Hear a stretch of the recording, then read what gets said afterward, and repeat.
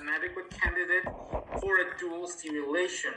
We actually do dual stim or the dual stimulation in patients where we see big follicles that are already ready for retrieval, but then we see a bunch of small ones.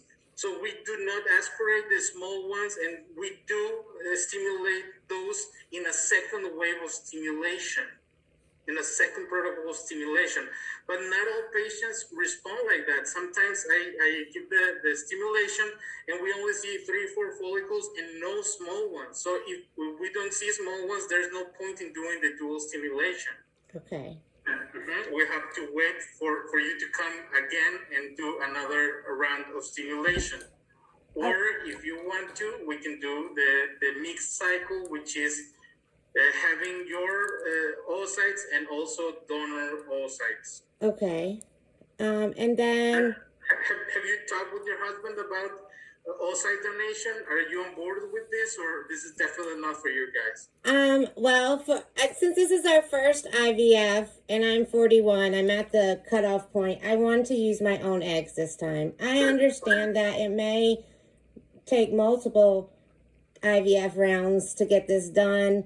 So I feel like I would be doing a disservice to myself if I don't try my eggs the first round. That's correct. It's fine. But I know the odds are low. Not that I'm saying we're lucky people. We're always yes, right. But I'm just, but I know the odds. I'm rational, so I understand. Do you give patients the photos of the blastocyst? Yes. Yes? Mm-hmm. And yes, we have little pictures of blastocyst in a photographic paper. Okay. And what happens to my embryos that are not used and for egg storage? How much additional does that cost?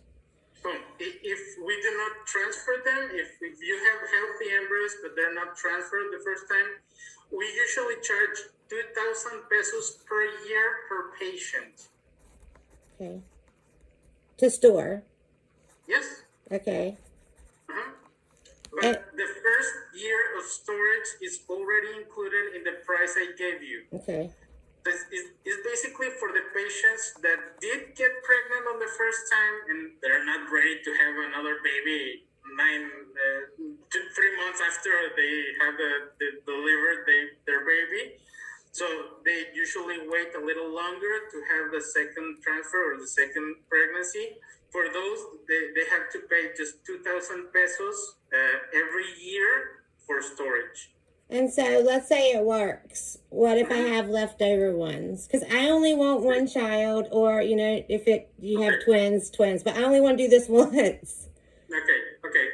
The thing is, we have a strict policy of not discarding healthy embryos or embryos that at least have a chance of producing a pregnancy. So if you want to, you can take them home with you. I can put it in a small vial and you can discard them, but I cannot do it for ourselves. We do not discard healthy embryos. All the embryos that are not healthy, they do not look good, or they're genetically abnormal, those can be discarded, but not healthy embryos. So you either transfer them into yourself again, you donate them to the institute, or you take them home with you in a small vial. Okay. Okay, so do you do 3-day or 5-day transfer, and how many do you transfer at a time? 95% of the times we do Blastocyst transfer, which is day 5, day 6 transfer. And what was the other question? How many?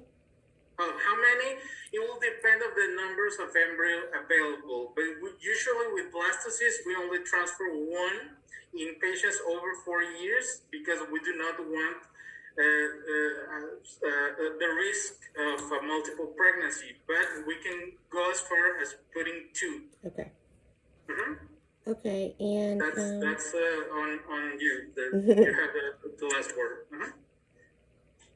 Okay, so what if I come down there and my body doesn't respond and you get nothing? What happens? You just pay for the medication you spend on ovarian stimulation, and you obviously do not pay anything for the 66,000 pesos of the IVF, because we're not going to do egg retrieval. If we do egg retrieval, you do have to pay for the anesthesia and everything. You basically have to pay for everything except for the embryo transfer. If we go ahead and try to retrieve 1 or 2 eggs, and they're fully